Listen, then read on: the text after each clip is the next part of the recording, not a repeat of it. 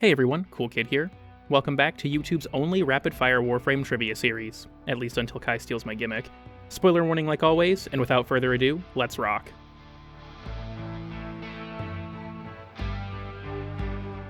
While falling out of bounds normally fades the screen to black, this acid pit on Ceres turns the screen white, and the fade effect lasts for much longer than it normally would. The Incarnon trait Death Trap Trigger has 3 different meanings. On Lotto and Vasto, it grants base critical chance and damage when switching to the weapon. On the Sestra, it only increases base critical damage, and on the Dara, it boosts base critical chance and damage, but with no swap requirement. Garuda can rotate Dread Mirror during Mercy finishers. The ammo reserve increase from Ballistari Might affects art guns as well. In Teshin's relay room, there's a console to the left of the entrance that opens the arsenal. Using a regular melee on Garuda causes her talons to adopt the Frame's colors, not the colors you set on the melee version of the talons. The KOL Drippy-assisted Tactical Syandana shows a different version of the It Sees You Peely Picks than Kaya has. Araxia's Mercy's Kiss can activate Mercy kill buffs on several enemies that can't normally be mercied so long as they're an Eximus. Greslings in the Simulacrum will still spawn with a random item, but unsurprisingly, they will not drop it on death. For some reason, the gift-delivered confirmation message for weapon slots is in all caps. Wrathful Advance has a hidden 1-second cooldown between teleports, which is strangely increased by slows like cold procs. Sirocco's Reload can restore shields to companions via Reinforced Bond. K-Drives and Kit Guns don't show up in the Codex under their respective sections. Silver Grove Spectres can't be grabbed by Tentacle Swarm, but they can still have their drops doubled by Pilfering Swarm if the initial cast damage kills them. Replaying Awakening after completing the new war will have Ortis and Lotus use their post-war designs. If the Gatva Prime has been disarmed, the pickup prompt calls it Semi-Auto Rifle despite it being fully automatic.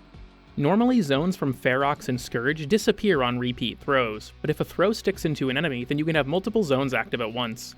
If you hit an enemy with a direct slam using the Noodletron on Sampates, hits from the Shockwave will also make the noodle sound.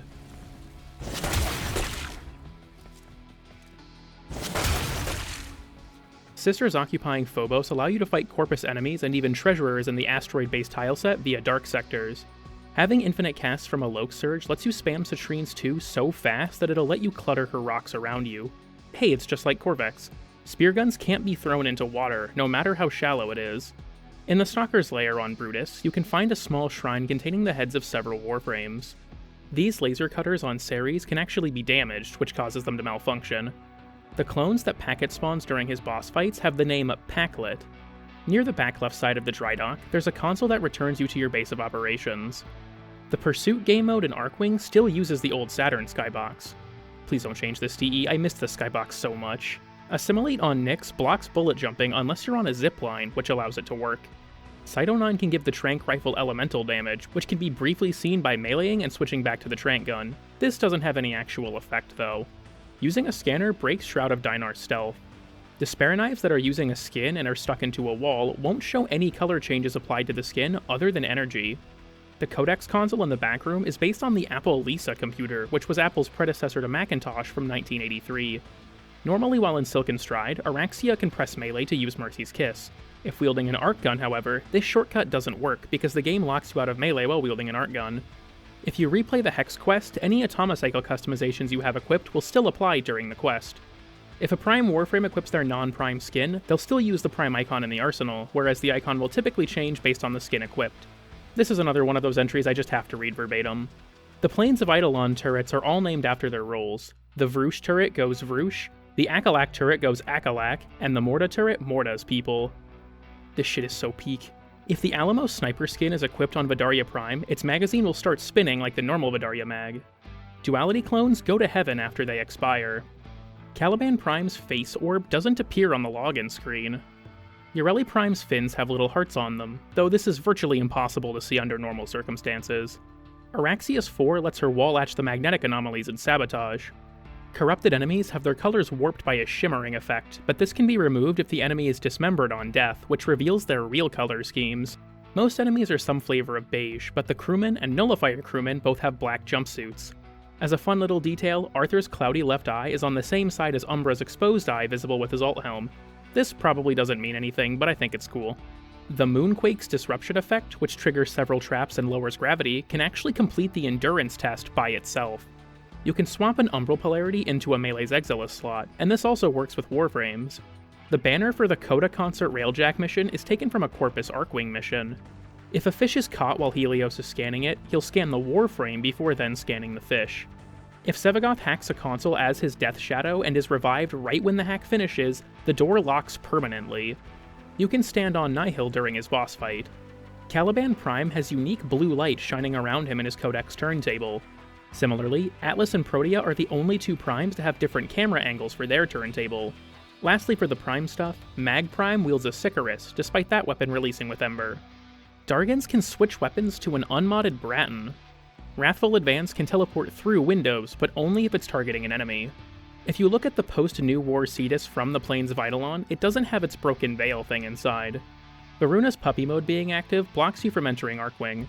The Hematite Floof and Glyph are both Lephantis, not the Hematite, which can be discerned from the color scheme. Both Slash Dash and Radial Javelin on Umbra are using the Umbral and normal Exalted Blade at the same time. You can't fast travel out of the Necroloid room using the fast travel wheel. When maxing the Entropy Detonation mod, the explosion damage increase shows up as a negative during the jump from rank 2 to 3. If you cast Pillage on a frame with it subsumed and then look in the ability menu, the shoulder pads from Pillage will show up there. Kull's Corpus Brothers can rarely spawn Eximus shield drones. The Lotus and Kella Noggles have unique backgrounds when previewed. The Vent Kid riding a K-Drive in the back of the clubhouse doesn't have any collision. If damage decoy is used on an unshielded enemy, that enemy can gain shields if shielded enemies are nearby to steal them from. Latchers can be open to melee finishers. The Augment Abating Link for Trinity shows her surrounded by Corpus enemies, who don't have any armor for the Augment to remove. Gara can spam cast Splinter Storm on the Lone Guardian in Conjunction Survival, though it doesn't seem to actually do anything. The Aphrodite's Alt-Fire will be disabled if you get infinite ammo from a Void Relic buff. The Deimos Karnas can sometimes jump off of its platform in the Codex preview. Using various commands and configure loadout names can show symbols for things like elements. I'll go ahead and show a list of a few on screen now, and the entire list can be found on the wiki, which I'll put in the description. Arcane Pistolier actually gives all weapons infinite ammo once triggered, which is very goofy to put it lightly. Packseeker's Bolts can be triggered if an enemy dies to a gas or electric proc that was targeting their head. The Precision Strike Augment for the Tonkor can be triggered by several projectile abilities, such as Fireball. I'll go ahead and show a list on screen now. You can place two glyphs using the Glyph Prism if you place one as your Warframe and the other as your Operator. Glaives have a faster throw windup while Tennokai is active. The item caches from daily login rewards make a humming noise when hovered over.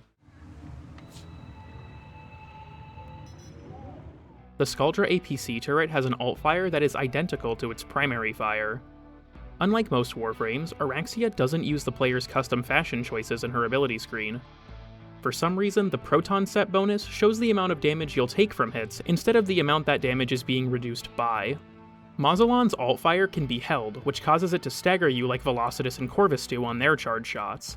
This one particular color in the smoke palette will change Cyto 9's accents to red instead of black. Resource drop chance boosters actually affect mining nodes, increasing the amount of blue veins you'll encounter. Thing is, these blue veins actually replace the spawns for the red metal veins, so if you load into Steel Path and have a resource booster active, the combined 200% resource drop chance will make every single ore node blue. Alright, that's all for today's episode. As always, I want to give a huge thank you to everyone who contributed entries and media to this episode. This wouldn't have been possible without you.